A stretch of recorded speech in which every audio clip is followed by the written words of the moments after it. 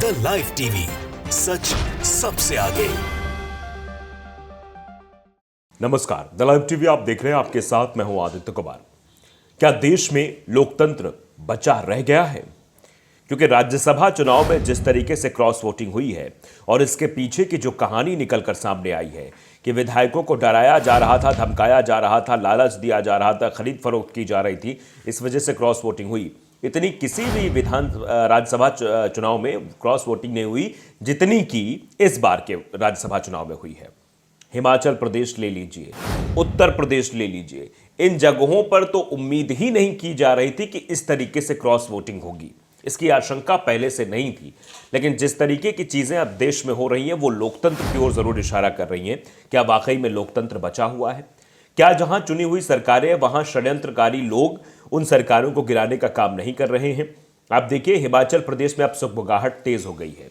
दरअसल कहा जा रहा है कि हिमाचल प्रदेश में ऑपरेशन लोटस चलने वाला है, क्योंकि 6 विधायकों को हरियाणा की पुलिस अपने साथ ले गई है, यानी हरियाणा पुलिस उनको उठा ले गई है। अब इससे ही आप अंदाजा लगा सकते हैं, हरियाणा में बीजेपी की सरकार है, 6 विधायकों को अगर हरियाणा ले जाया गया है, मतलब हिमाचल प्रदेश की सरकार को, जो चुनी हुई जनता की सरकार है, उसको अस्थिर करने की कोशिश की जा रही है।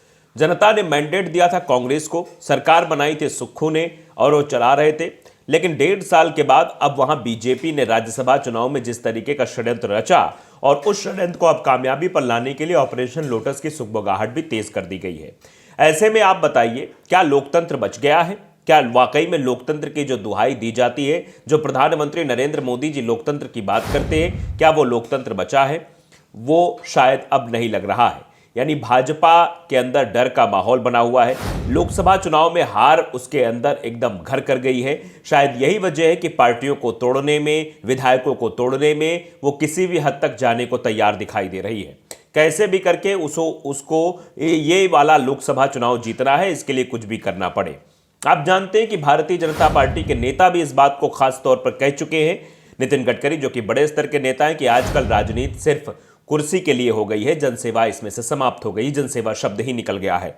तो आज जो सियासत हो रही है, जो राजनीति हो रही है, जो कूटनीति हो रही है, वो सिर्फ और सिर्फ कुर्सी को बचाने के लिए हो रही है, चुनी हुई सरकारों को गिराने के लिए हो रही है, आम जनता को परेशान करने के लिए हो रही है।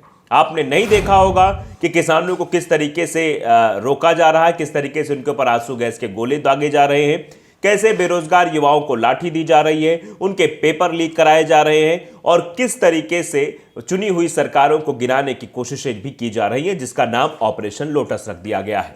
और कई राज्यों में इस सुगबुगाहट को और इस ऑपरेशन को सक्सेस करने के लिए जी जान से भी लग गए हैं कुछ लोग, और उनके पीछे कुछ सरकारी संस्थाएं हैं जो लगातार दबाव बनाकर ये काम करवाती रही हैं। अभी उत्तर प्रदेश में जिस तरीके से 8 विधायकों ने क्रॉस वोटिंग की है, जो समाजवादी पार्टी के विधायक थे वो भारतीय जनता पार्टी के विधायकों के साथ घूम रहे थे, उनके साथ चल फिर रहे थे और वोटिंग कर रहे थे। इससे साफ देखा जा रहा था कि किस तरीके से उन विधायकों को लालच दिया गया है। तो सीट का लालच दिया गया है, या फिर उनके घर पेटी पहुंचाई गई है, या फिर उनके ऊपर दबाव था, उनके ऊपर ईडी सीबीआई का दबाव था, विजिलेंस का दबाव था।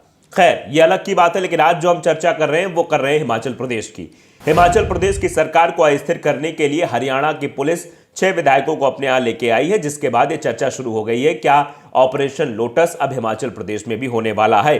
क्योंकि एक सीट थी जो कि जीती जिताई सीट थी, अभिषेक मनु सिंघवी का राज्यसभा सांसद बनना तय था, लेकिन उसके बाद जिस तरीके से कांग्रेस के विधायकों ने क्रॉस वोटिंग की, मामला बराबरी पर हो गया। फिर टॉस हुआ, टॉस में अभिषेक मनु सिंघवी हार गए, लेकिन ये आप समझिए कि जो सीट जीती जिताई थी वो हारी गई, और फिर 35 वहां पर आंकड़ा है बहुमत का, और अब 6 विधायकों के गायब होने के बाद क्या चल रही है वो चर्चा हम आपको बताते हैं। दरअसल आप देखिए, अमर उजाला ने भी खबर लिखी है कि हिमाचल प्रदेश मुख्यमंत्री सुक्खू की नाक के तले से 6 एमएलए को ले गई हरियाणा पुलिस। क्या ये ऑपरेशन लोटस की आहट है? क्या ये ऑपरेशन लोटस होने वाला है वहां पर? हिमाचल प्रदेश के राज्यसभा चुनाव में ऑपरेशन लोटस की पटकथा लिखी गई। हैरानी की बात है कि मुख्यमंत्री सुक्खू की नाक के तले से 6 विधायकों को हरियाणा पुलिस पंचकुला ले जाती है। मुख्यमंत्री सुक्खू ने खुद यह खुलासा किया है। उन्होंने हरियाणा पुलिस के साथ सीआरपीएफ के होने की बात भी कही है। सूत्रों के मुताबिक कांग्रेस इस प्रकरण को समझ नहीं सकी। ऑपरेशन लोटस की पटकथा पहले ही लिखी जा चुकी थी, ऐसा बताया जा रहा है। हिमाचल प्रदेश की पुलिस और इंटेलिजेंस इकाई को यह नहीं मालूम चल सका कि 6 विधायक पंचकुला के लिए रवाना हो गए हैं। रात को इन विधायकों के वापस शिमला लौटने की बात सामने आई। हिमाचल प्रदेश के पूर्व सीएम जयराम ठाकुर बिल्कुल उत्साह में हैं कि अब तो सत्ता पलट होने वाला है, फिर से हम मुख्यमंत्री बनने वाले हैं। उन्होंने इस सारे प्रकरण में अपने केंद्रीय नेतृत्व को बधाई दे डाली। ठाकुर ने सुक्खू सरकार को अल्पमत में बता दिया है। सूत्रों ने बताया है कि सोमवार को इस बाबत सभी तैयारियां कर ली गई थी। जयराम ठाकुर और हर्ष महाजन को यह मालूम था कि कौन से विधायक कमजोर कड़ी हैं। कांग्रेस विधायकों के अलावा निर्दलीय विधायकों से संपर्क कर लिया गया था। ऐसा भी नहीं था कि यह भनक मुख्यमंत्री सुक्खू को नहीं थी। सोमवार को मुख्यमंत्री के डिनर में सभी 9 विधायक भी शामिल हुए थे, जिन्होंने राज्यसभा चुनाव में भाजपा का साथ दिया है। इनमें से कांग्रेस के 6 विधायक और 3 निर्दलीय विधायक हैं। राज्यसभा चुनाव की वोटिंग के दौरान उनकी चिंता साफ साफ उनके चेहरे पर दिखाई पड़ रही थी। मंगलवार सुबह सुक्खू को यह पुख्ता रिपोर्ट मिल चुकी थी कि राज्यसभा चुनाव में खेला होगा। मंगलवार सुबह सुक्खू को यह पुख्ता रिपोर्ट मिली, राज्यसभा चुनाव में खेला होगा। उनको उम्मीद बिल्कुल नहीं थी कि 6 विधायक पार्टी के साथ इस तरीके की धोखेबाजी करेंगे। दोपहर तक सुक्खू को यह पता नहीं चला कि हरियाणा पुलिस शिमला पहुंच चुकी है। हिमाचल पुलिस और उसकी इंटेलिजेंस इकाई को यह मालूम नहीं कर सकी कि कांग्रेस के 6 विधायक पंचकुला के लिए रवाना हो गए हैं। हिमाचल प्रदेश एक पहाड़ी राज्य है, वहां पर मैदानी भागों की सड़कों का जाल नहीं बिछा रहता। शिमला की तरह से चंडीगढ़ जाने वाले राजमार्ग के माध्यम से विधायक पंचकुला पहुंचे थे। सुक्खू की पुलिस उन्हें रोक भी नहीं सकी। तो आप समझ सकते हैं कि हिमाचल प्रदेश में खेल होने की बात सीधे तौर पर सामने आ रही है। हिमाचल प्रदेश में कांग्रेस के 40 विधायक हैं। राज्यसभा चुनाव से पहले कांग्रेस की तरफ से दावा किया गया था कि उसे प्रदेश की 3 निर्दलीय विधायकों का समर्थन भी हासिल है। 68 सदस्यों वाली हिमाचल प्रदेश विधानसभा के भाजपा के 25 विधायक हैं। इसके बावजूद प्रदेश की एक राज्यसभा सीट के लिए हुए चुनाव में कांग्रेस पार्टी को एकजुट नहीं कर सकी या फिर बीजेपी ने सेंध मारने में कामयाबी हासिल कर ली। भविष्य में कांग्रेसी खेमे में टूट नहीं होगी, ऐसी संभावना से बिल्कुल इंकार नहीं किया जा रहा है। राज्यसभा चुनाव में विधायकों का प्रकरण मुख्यमंत्री सुखविंदर सिंह सुक्खू के लिए खतरे की घंटी है। प्रदेश की राजनीति के जानकारों ने कहा कि भाजपा के लिए बड़ी जीत का संकेत है और प्रदेश में कांग्रेस की सरकार के लिए यह शुभ संकेत नहीं है, क्योंकि जिस तरीके से विधायकों ने पाला बदला है, अगर अब कांग्रेस उनके ऊपर कार्रवाई करती है तो उसके लिए भी नुकसानदेह साबित हो सकता है। राज्यसभा की हार ने हिमाचल प्रदेश में कांग्रेस की गुटबाजी को उजागर कर दिया है। चुनाव के बाद से ही प्रदेश में कांग्रेस 2 धड़ों में नजर आ रही है। एक धड़ा जो है वीरभद्र सिंह का समर्थकों का है, तो दूसरा धड़ा सीएम सुखविंदर सिंह सुक्खू का है। वीरभद्र सिंह के समर्थक विधायकों को प्रतिभा सिंह लीड कर रही हैं।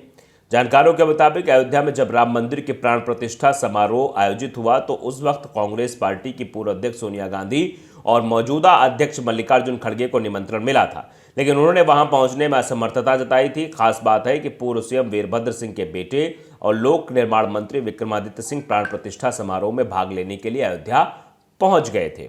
विधायक सुधीर शर्मा ने भी समारोह में भाग लिया था। तब से ही कांग्रेस पार्टी में सब कुछ ठीक नहीं चल रहा है। तो ये आज की लिखी हुई पटकथा नहीं है, ये पुरानी पटकथा लिखी हुई है।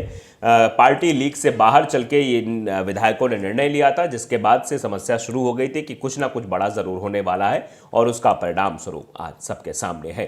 द लाइव टीवी को अगर आपने सब्सक्राइब नहीं किया जरूर करिए, बेल आइकन दबाइए ताकि सच खबरें आप तक पहुंचती रहें। नमस्कार। द लाइव टीवी, सच सबसे आगे।